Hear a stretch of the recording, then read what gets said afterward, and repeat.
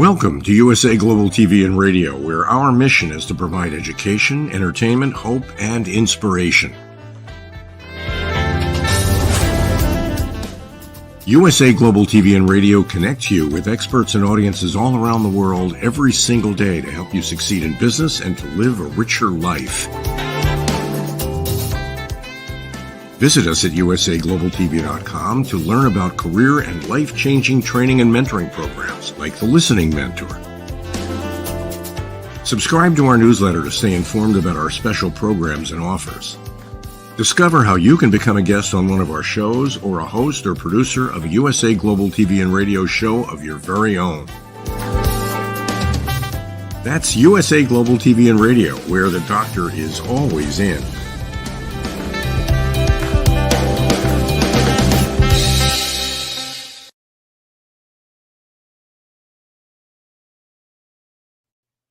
Hello, everyone, and welcome. Good evening, good morning, good afternoon, wherever you are in the world. We are thrilled to have you here on USA Global TV and Radio.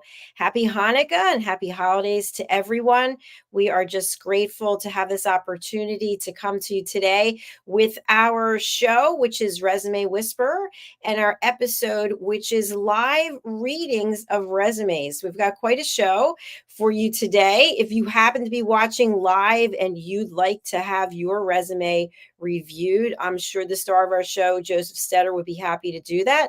We'll put some information in the comments that you can join in the show, hopefully.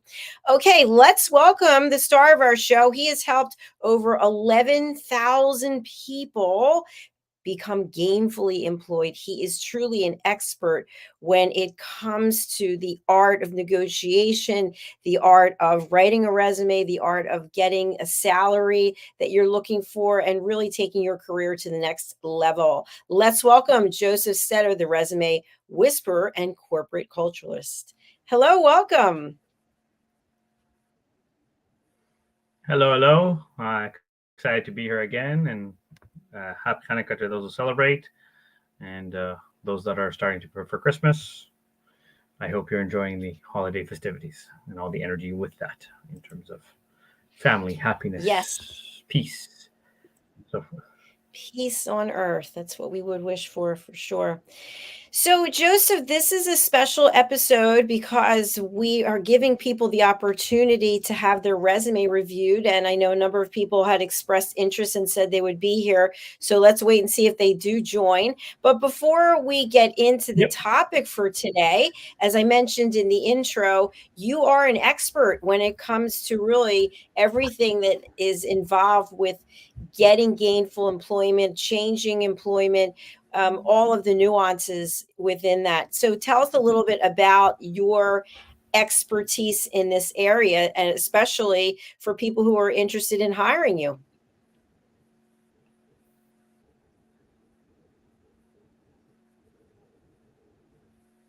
So I'm going to start with kind of giving you a more detailed background. So I always joke and say that I did not know what I want to do when I grew up.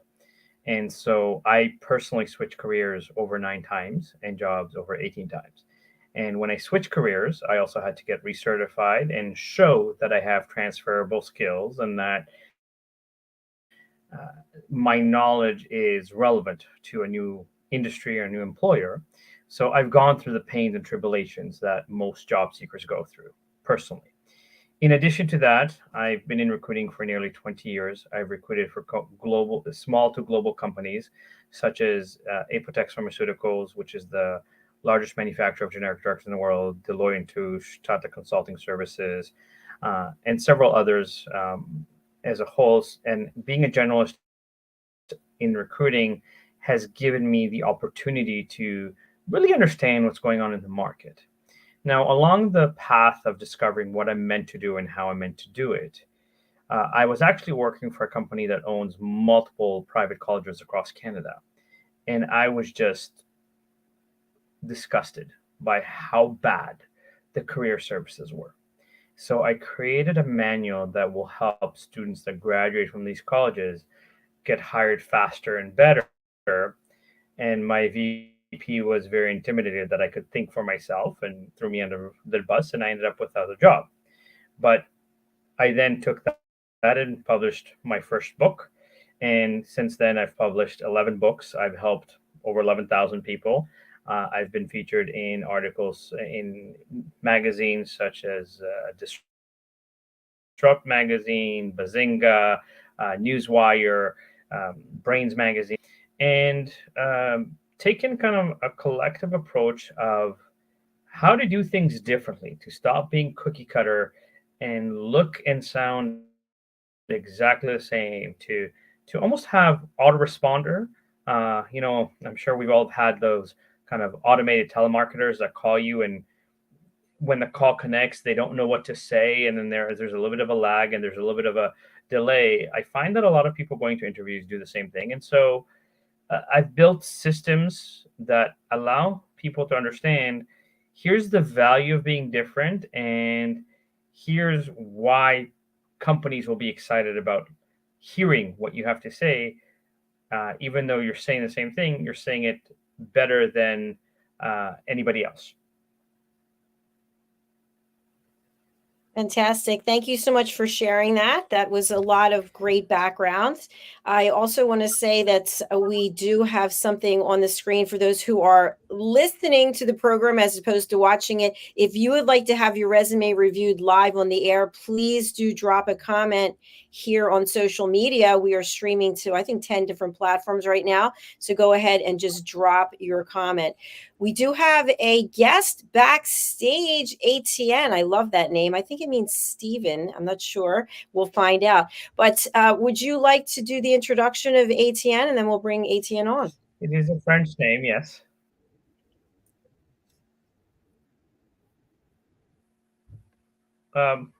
Again, we reached out to kind of our followers and said, anybody that would like to get feedback and have the opportunity to grow.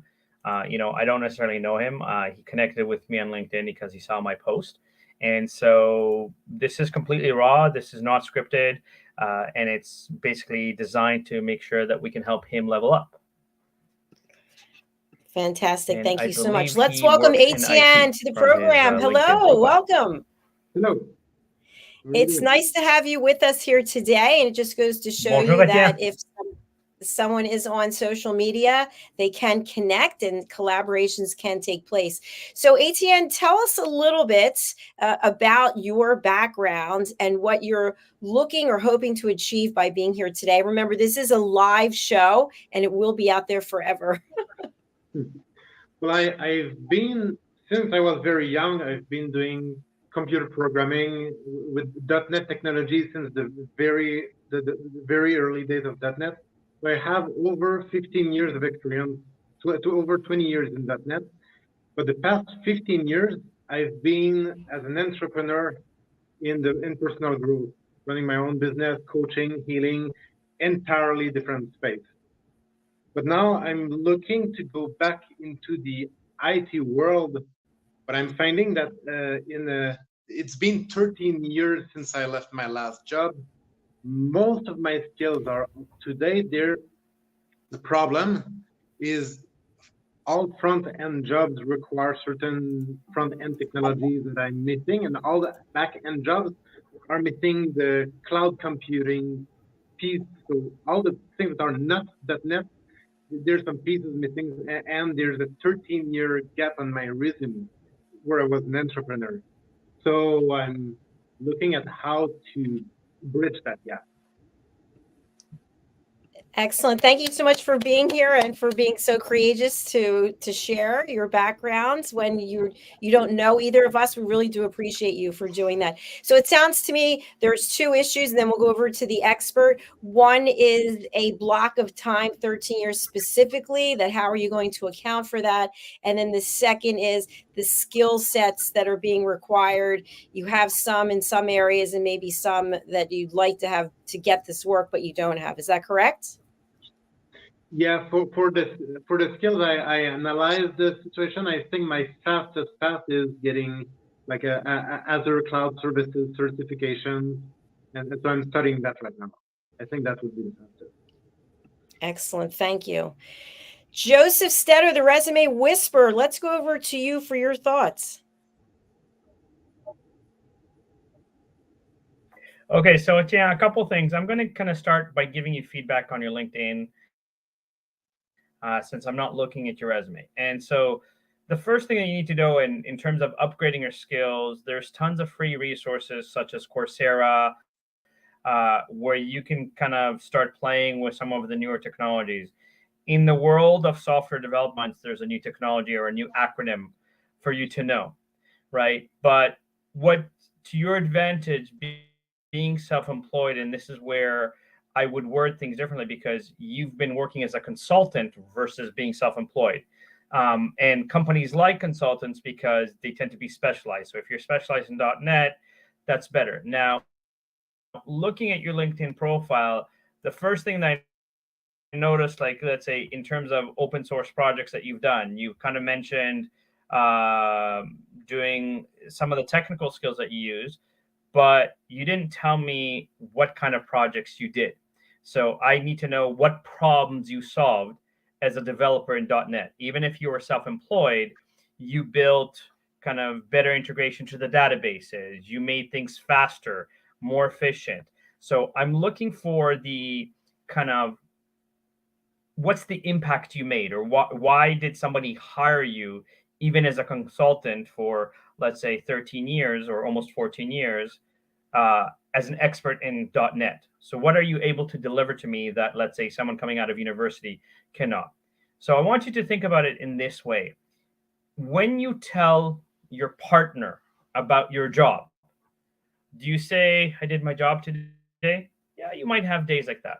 But I'm looking for those stories where you're like, you'll never guess. Like, I was working on this project where the entire, let's say, back end was a complete disaster. There was no communication, or it was what's known as legacy software.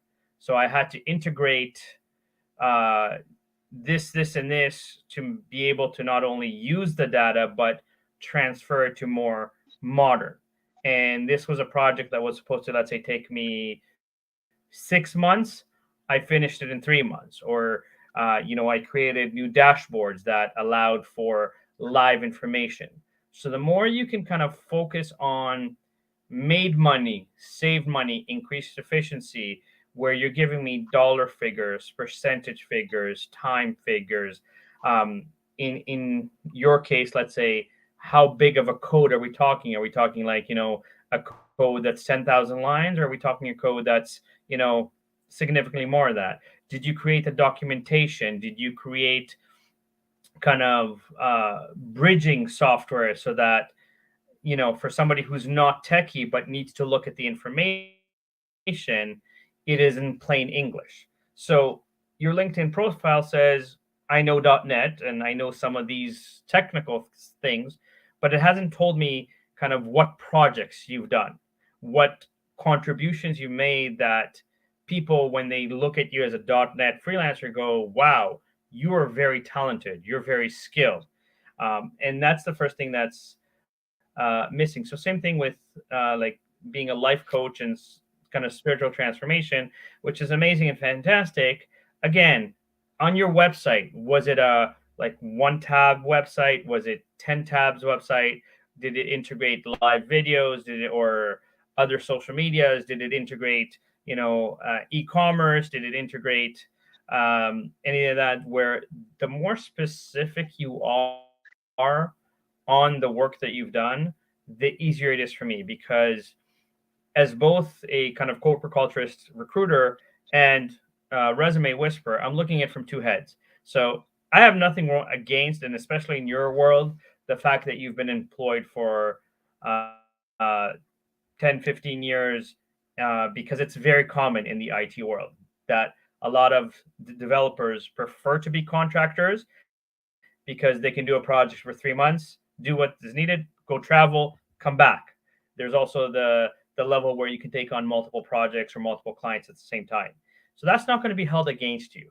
What will be, if I was to look at your resume, I go, okay, .NET, you have a few technical words here. I don't know if you've worked in startups. I don't know if you've worked in banks. I don't know if you've done video game design.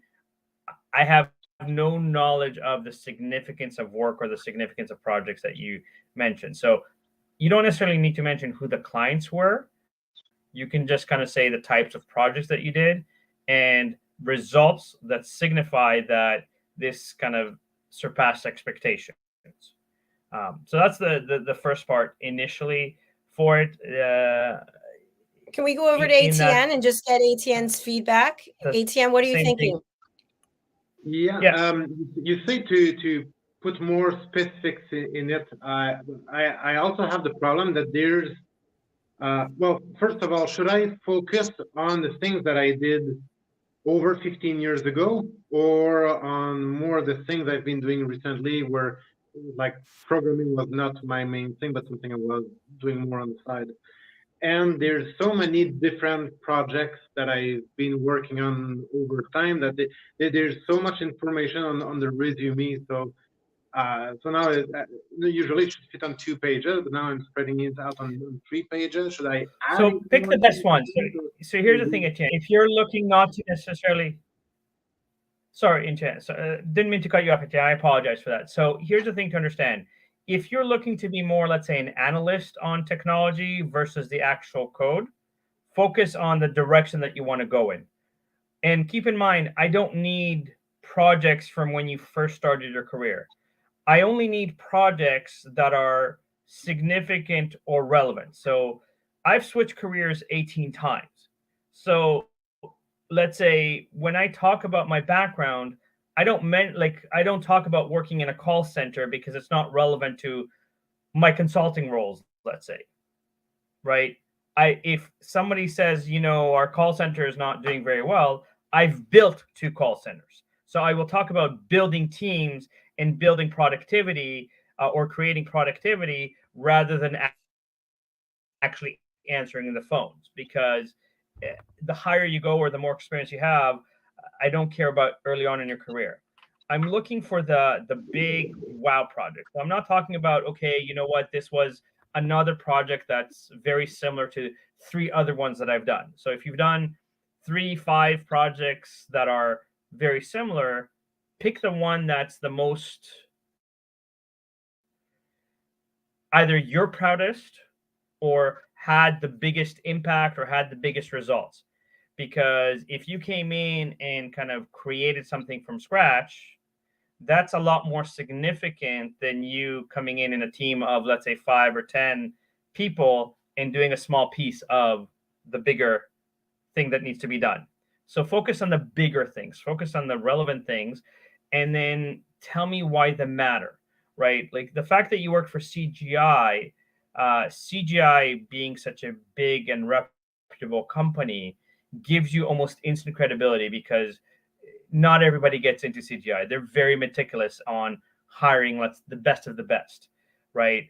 But again, I would bring to the forefront the background that's more relevant in the direction that you want to go. So if you're looking to be more analyst, or you're looking to be more, let's say, like architect in the world of IT versus the actual code, tell me what you architected. Tell me how you designed it. Tell me how you created the technology stack, the level of technology stack, and then the duration of the project, kind of thing. Because that creates a conversation that is a lot more exciting for companies, because now they're honed in on, oh, wait, we need a project manager. So a project manager is not the developer himself.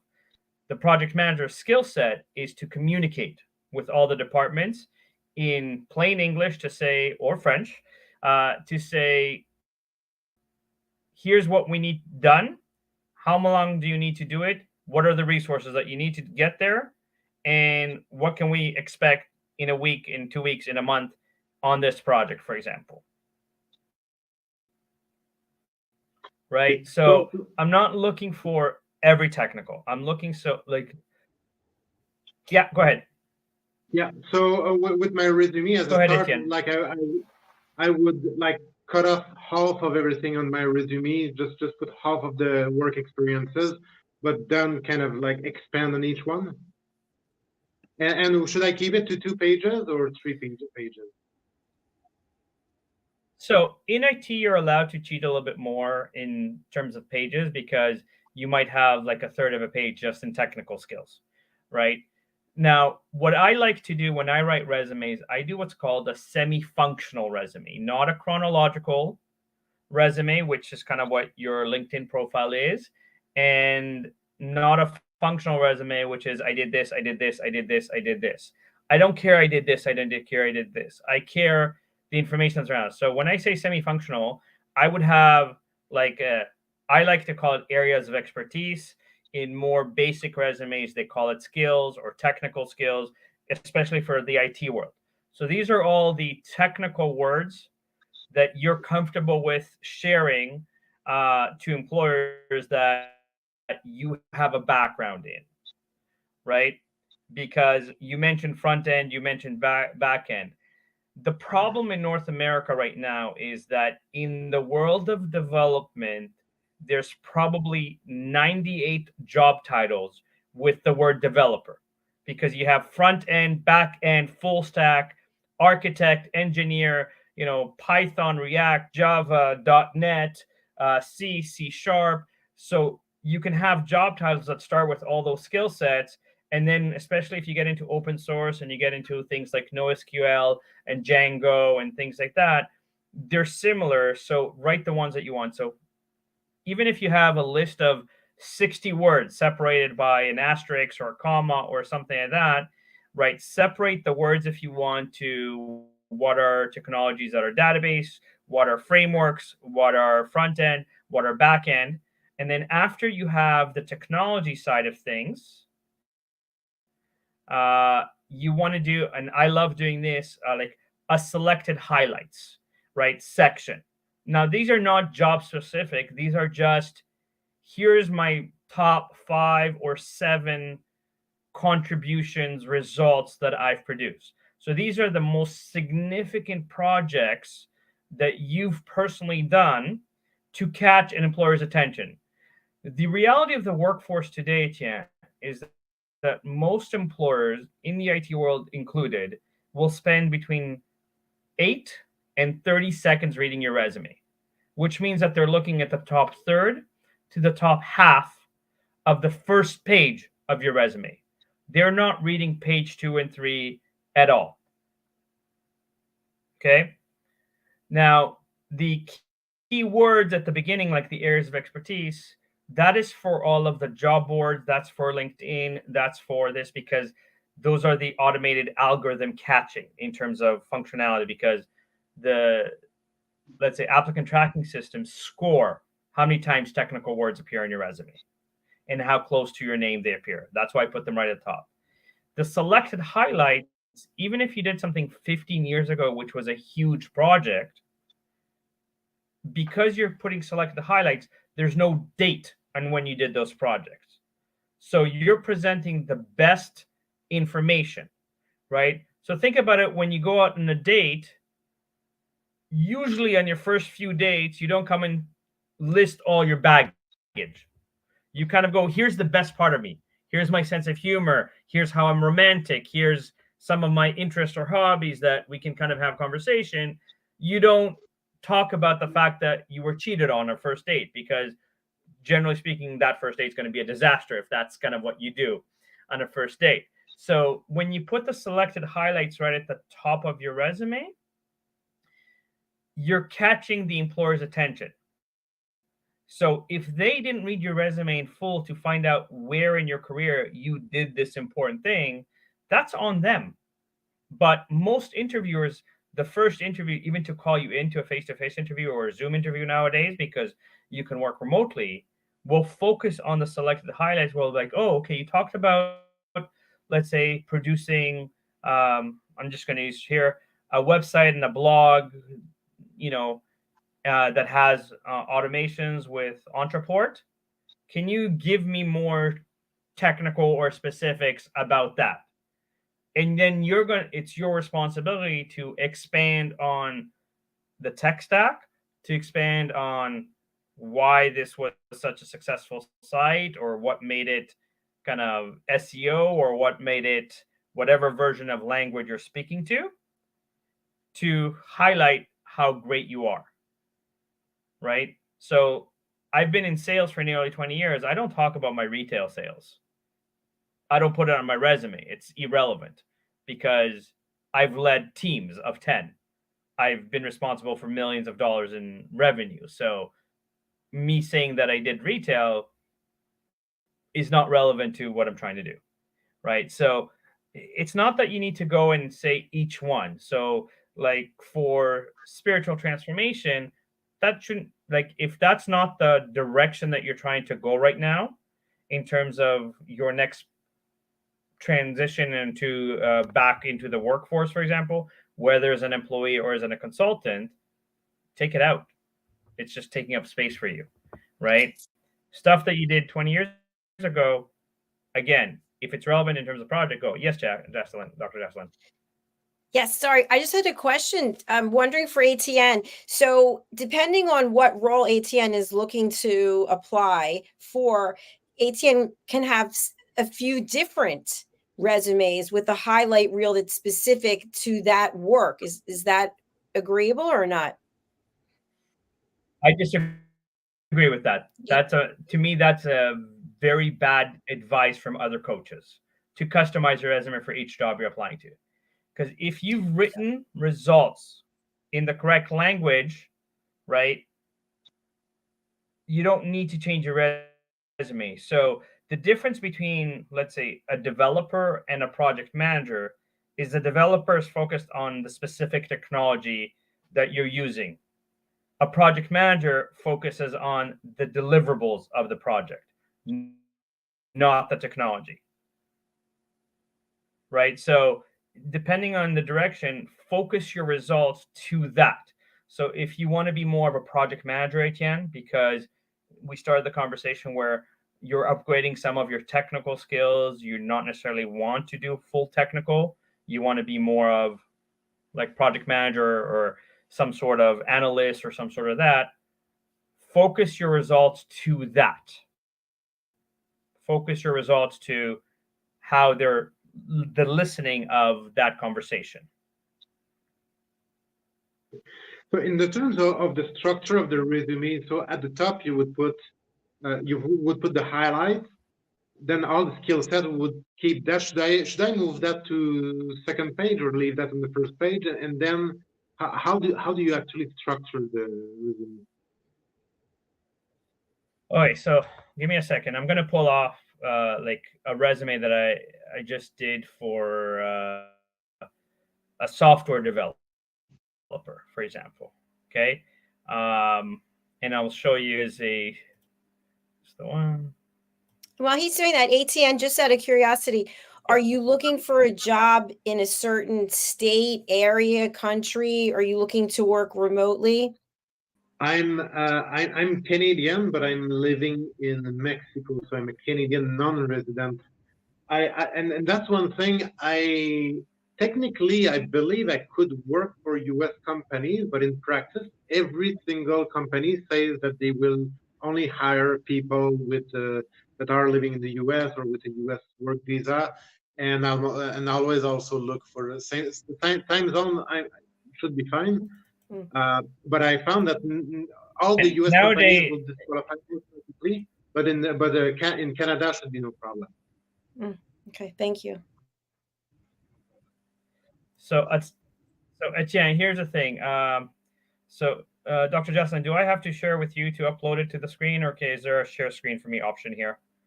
So if you go down to the bottom, you'll see present with a plus sign. Do you see present at the bottom? I have mute, stop cam setting. Present, yes. So Etienne, here's what I'm going to say to you about that. You have to understand that nowadays, especially in software development world or IT, because there are so many remote work opportunities. Share screen, 1 second. And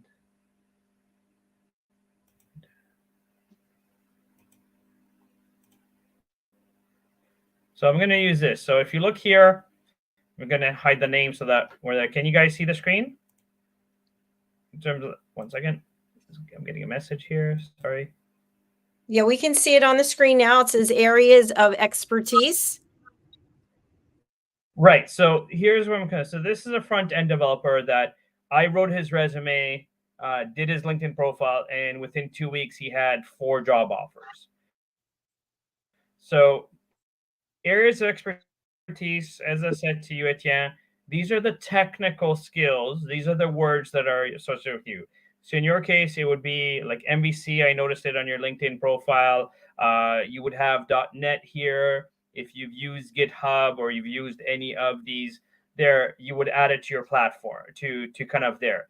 Then you see I have here selected achievements. So I'm just going to read, proud to have built a unique point of sale system for a retreat and venue company that saved the company $10,000 in vendor bills, right? The system was built from scratch with Laravel PHP framework, Vue.js, Bootstrap. This is the reiteration of the technical. The system used a unique UI to represent this. There, created a multi-tenant, multi-database SaaS that manages and suggests accommodations for people with disabilities, reducing entry and data errors by 50%. So if you have the technical first, Etienne, right at the top, and then you have the selected achievements. These are from your career. Now, if you notice here on the selected achievement, there is no company name mentioned. There's no date mentioned. It just says what it is that you did that's relevant to the jobs that you are potentially interested in. So optimize a client's customer processing program, written PHP 7 to achieve a multifold increase in efficiency with multi-threaded approach to facilities, buyers and sellers, exchange of information, and so forth. So your examples, as a freelancer, if you've done certain particular projects, this person developed an ERP for procurement, HR monitoring, etc. So just using this example, Etienne, if you highlight this in your career background, I'm just going to stop sharing here so I can kind of see you. If you highlighting it with that, I don't care what you did 20 years ago. And most of the time, I'm not going to check where exactly you are because, again, if you're looking to get jobs in the US, because of the UX tax structure where you're a W-2 or you're a this, they will need to know that, but they don't need to know that while you're applying. Push comes to shove, there's always ways that if they feel that you're great, they can get you to register through an agency where you are contracted through the agency so that their taxes are cleaner, for example, right? So a company like Robert Half, which has a huge IT, or Randstad or Hayes, which are global companies known over the world, they can bypass some of the tax problems. So you work for, let's just say, Dell computers doing, you send Robert Half or Randstad or Hayes an invoice for your hours. They send it to Dell. Dell pays Robert Half or Randstad or Hayes, and they in turn pay you, right? And it eliminates the issues with tax because you're not an American or you're not physically on site, for example, right? So that's one way to go between it. In many cases, especially in your profession, most companies actually prefer that you're a contractor because then they can hire you for 3 months and say, okay, we don't need you anymore, right? And most, especially in your profession, already have set up like, okay, do you have a registered tax number? So if you are Canadian and you have a HST number or PST number or the Quebec sales tax number, for example, as an independent consultant, you can invoice through that and collect the money. Nobody cares where you are if you are doing remote. And if you're worried about it, don't tell them that you're in Mexico. Say you're in Canada. right? Because it doesn't affect them if they know that there's a tax number associated with your consulting, where you're physically located. Okay. Does that make sense to you, Etienne? Yep. Any questions for me? I do have to know of my status, because as a Canadian non-resident, it changes a few things. Like if I get employed, like it changes a few things about taxes and stuff. So, but it's just again, but those are things where you can set up a corporation in Canada, headquartered in Quebec, for example, but have offices in Mexico. Relatively, all you need is a decent accountant to do that. It'll cost you about $500 Canadian to do it. It's not that complicated as a whole. Mm-hmm. Okay. Right? Any questions what other of what I said about how to highlight how great you are? And so technical skill, you don't even say my level of expertise in it. You just list all of the skills pretty quick. You put all the highlights, and what do you put in the rest of the resume? So that's your actual jobs, where you can even copy some of your selected highlights right into those jobs, right? Because the algorithm of the job boards looks for that repetition throughout the resume to make sure that it's current and relevant, basically, right? But these will be the actual jobs. Now, if you've been a consultant, you can kind of give details on 2 or 3 projects that you've done as a consultant, and then just say what other types of projects you've done, but don't give me details if they're not as big or as relevant to the direction that you're trying to go in your career, but just to show that you have the background or the knowledge for it. Okay, so the rest is kind of like so you have all your education. So after you have your work experience, you have education. Sorry, I missed what you said, Etienne. Yeah, so what you will do, the chronological resume I would fit it into the page 2 and 3, remove some of the stuff in it, focus on the most relevant job, and I would focus on rewriting the first page. You don't even need to keep the full chronological. You can pick what you want to share on your resume and or your LinkedIn profile, because, like, for example, spiritual healer and .NET aren't the same conversation. So unless you're trying to get hired to do like coding in healing world for other healers, for example, where you can build stuff for them, take it out, for example, right? Because it's not relevant to you. Like, you know, given that we're both Canadian, like I've been an avid salsa dancer for 15 years. I've performed and competed, and I've gone many times to Montreal to actually dance. Montreal has 9 world champions that live there, for example, right? Now, even if I was helping the instructor, I'm not a certified instructor in there, but even if I was helping the instructor in dance classes and whatever, it has nothing to do with what I want to do as a career. It's a great conversation to build rapport, but it has nothing to do with me. So you can take out stuff that's not relevant. Like, I don't need it to be chronological. I don't need every detail. I need the best of the best. I need the highlight reel. So, like, Etienne, do you like sports? Not really. Okay, but if you don't watch a live sporting event, you can go on sports shows and watch the highlight reel. This is the most exciting moments from the games, right? Or the activities. Yeah. So make your resume the most exciting moments of your career, not everything. Right? No one's going to be upset, or no one's going to kind of say, I'm not hiring you because you didn't tell me what you did 25 years ago, or you didn't talk to me about this small project that nobody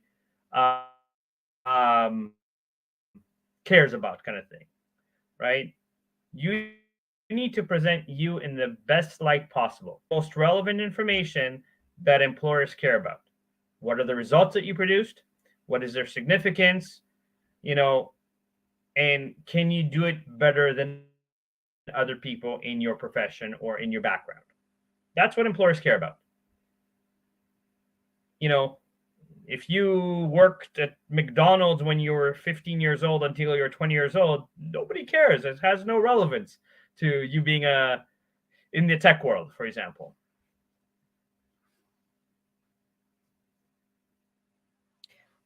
Wow, I am learning a lot today. Right? This and is really projects that were smaller, fascinating. where you just fixed, like, something was built, but there was mistakes or there was bugs in it, and you fixed it.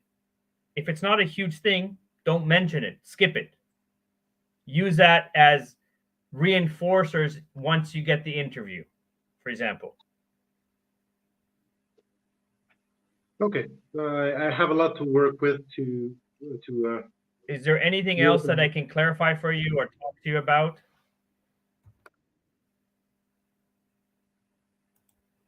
Sorry, I missed what you said, Etienne. You cut out for a second. Okay. Yeah, I have a lot of information to rework on my resume. I think it answered the questions that I had. I got plenty of homework to do with that. Excellent. Wow. Thank you so much for being here, Etienne, and sharing your story. It's been fascinating.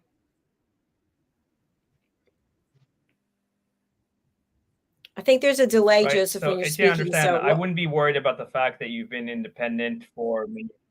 Okay. Sorry. Let me know when we're ready. Kind of thing. Go ahead, so, Joseph. Etienne, I was going to say this to you. Don't be worried about the fact that you were a consultant. Yeah. So, Etienne, don't be worried about the fact that you were a consultant for so many years. In tech world, especially, it's very common, right? Don't worry about saying everything. Focus on the most important. Here's the highlight reel. Here's what you need to know. Here's the difference that's going to happen if you hire me, right? There is, and I hope this kind of can help you. Yeah, on the resume, I noticed that there was not any name on top of it. So where do you put the name and contact information at the end of it? So I don't believe in putting the full address. I only put phone number and email. Now, if you're living in Mexico, you can use platforms like Magic Jack, where you can get a Canadian number again under that. Sometimes Telegram has things that you can set up a Canadian phone number or an American phone number or a 1-800 phone number for you and your email. They don't need your they don't need your address until they're ready to make you an offer. So that could be a way to minimize, I don't want to talk to you because you're living in Mexico right now.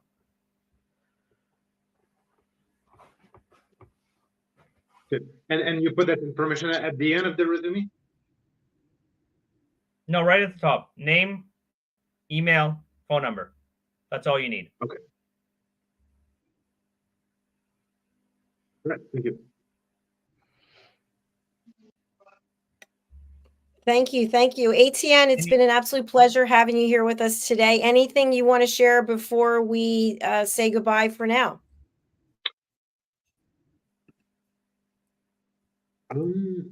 Well, it's been really great feedback about restructuring, and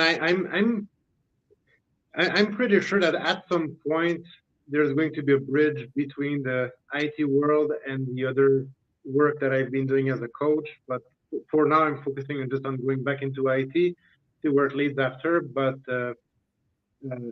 yeah, there's also I find that consulting gives more opportunity for learning different technologies versus if you getting a job, you're always doing the same thing over and over again, leaves not as much opportunity for learning the newer technologies. So yeah, we'll be looking into that. So, Etienne, I'm just going to say this. I mean, there are plenty of very established health businesses, network marketing businesses that focus in health. And they all need better IT infrastructure. They all need better, uh, integration of ordering products to knowing what's going on with the health program, to helping people that are part of the network marketing know what events there is, what coaching there is, and so forth. So you'll be able to find roles like that on LinkedIn, on Indeed, on Glassdoor. I would also register with a few agencies like Robert Half, Randstad, Hayes, just to name a few. There's obviously a lot more than that because they already have relationships with employers, and so they can open some doors for you. And in many aspects, you can also select which industries you would like to work in. So if you are interested in health, in even the world of spirituality, there is so much right now going on with technology that you like. My friend Greg Hall, who's been watching, he does a voice scanner where I can call him from anywhere in the world. I say a few sentences, and within minutes, his machine can give me like a 60-page report of everything in my life and what's happening in my body and why. Like, let's say when I was younger, I had root canal and this muscle never healed and it's causing this and this to my body, which is fascinating. So understand that the level of technology for this is already out in market for you, Etienne. So it's really a model of you can take your tech skills and focus on how you can build this for health or how you can build this for even spiritual connections, because whether you're doing numerology or you're doing stars and moons and whatever form of that, there is a need for technology to be able to help coaches automate, help them to better do the reading as opposed to doing it manually, for example, right? So there's definitely a huge niche that, given that you are a coach yourself, can be a conversation that transitions where when you have some of the organizations or individuals that are bigger and more known in this world and have the money to pay for, build me a platform that does this, for example, or integrate this. So whether, even if they're doing various forms of tarot cards, angel cards, energy cards, I've gone to a few of them. I've done readings and stuff like that. You can still take the deck and you can still program it so that there's a sense of randomizer, so that even if somebody does a consult remotely around the world, the deck is spread out. They can kind of choose or click on something, and based on that, the cards would read. Because generally speaking, in the world of spirituality, the right cards will appear to that person. One industry that I have that I have a lot of experience is forestry. What's interesting, I have experience in business, healing, forestry, IT, and these are four entirely different environments. People in forestry, they know nothing about business, they know nothing about healing. It's kind of interesting that I'm plugged into those various completely different sectors. So Etienne, like Dr. Jackson just reminded me, like we are kind of coming towards the end of the show.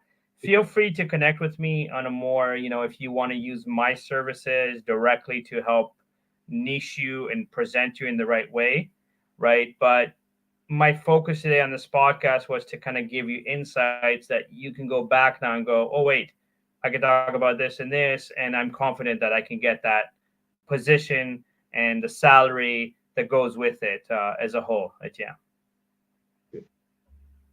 Thank you. Thank you so much. Thanks for being here, ATN. Good luck with your search.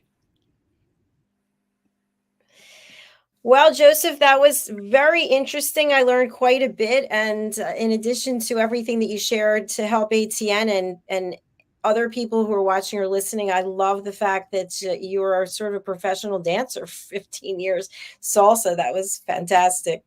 So, as we wrap up for today, if there are any people out there who are interested in having their resume read on the air, we are sharing right now across the bottom of the screen that they can drop a comment, and they can also reach out to you directly, or they can reach out to USA Global TV and Radio. What would you like to share as we close out, Joseph?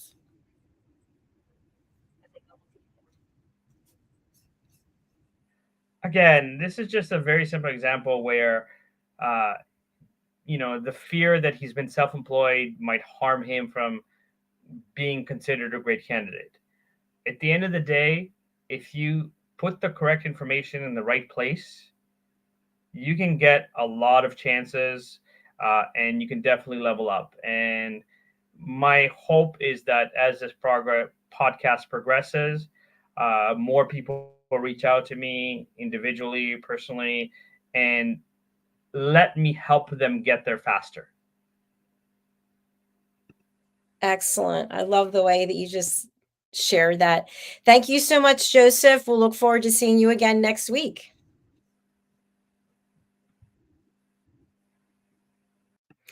All right. Thank you, everyone, for watching, whether you were on the live or the replay. We really do appreciate it. If you're joining us for the first time, we have about 43 different shows a week. You can go over to our website, which is usaglobaltv.com, and you can book your session. Our next show is coming right up, so please do stay tuned. We love to have you join us for all of our programs. You can find out more by going to our YouTube channel, which is USA Global TV and Radio, and you can subscribe so you can become aware of all of the different programming that we have. So as we're running a little late, we're going to skip on our sponsors, but we thank them dearly, and we'll be running their promotions later on. Thanks again for being here. Bye for now.